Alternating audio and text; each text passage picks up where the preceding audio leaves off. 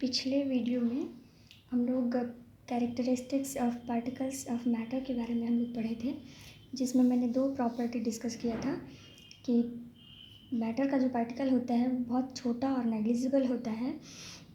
दूसरा प्रॉपर्टी था कि पार्टिकल्स जो होते हैं मैटर में उसके बीच में कुछ स्पेस होता है।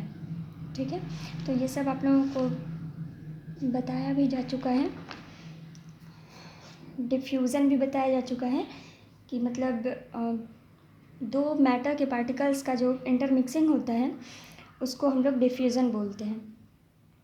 ये भी आप लोगों को बताया गया है। अब देखिए, तीसरा प्रॉपर्टी था कि particles of matter are continuously moving, और जब वो मूव करता रहता है तो उसके पास यानी कि कुछ ना कुछ एनर्जी है, तो उस एनर्जी को हम लोग काइनेटिक एनर्जी बोलते हैं।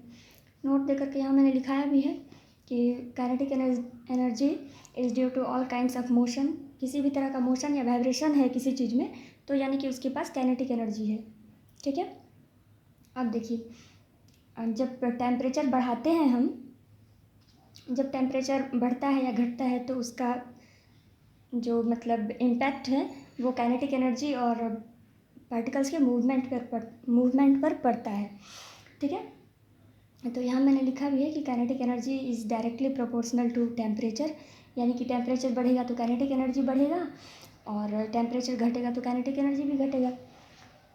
यहाँ मैंने लिखाया भी है कि when temperature increases the kinetic energy of particles also increases। जब हम टेम्परेचर बढ़ाते हैं तो काइनेटिक एनर्जी बढ़ता है, काइनेटिक एनर्जी बढ़ता है तो पार्टिकल ज़्यादा फास्ट मूव करने लग जाता है और तब जो है रेट ऑफ डिफ्यूज़न जो होता है वो बढ़ता है। लाइक जब हम पानी को गर्म करते हैं, उसको हीट देते हैं पानी को, तो उसके पार्टिकल्स का मूवमेंट बढ़ता है, यानी कि उसका काइनेटिक एनर्जी बढ़ता है, तो मूवमेंट बढ़ता है और मूवमेंट बढ़ता है तब उसमें अगर हम चीनी घोलते हैं तो वो जल्दी घुल जाता है।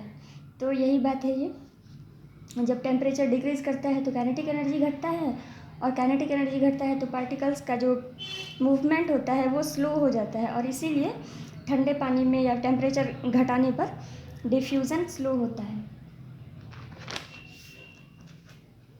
अब देखिए, यहाँ मैंने लिखा है temperature directly proportional to kinetic energy, kinetic energy directly proportional to motion of particles and motion of particles directly proportional to rate of diffusion.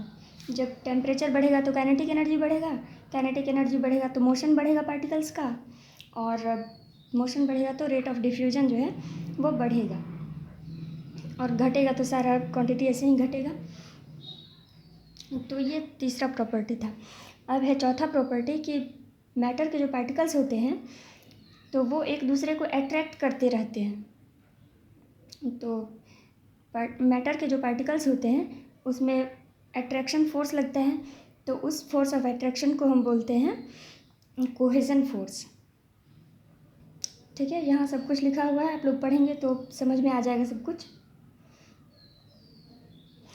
जिस तरह की सॉलिड में ये फोर्स ऑफ अट्रैक्शन ज़्यादा लगता है, उससे कम लगता है लिक्विड में, और उससे भी कम लगता है गैस में, ये आगे बताती हूँ, तो इसको कर लीजिएगा, इसमें ज़्यादा कंसेप्ट है नहीं।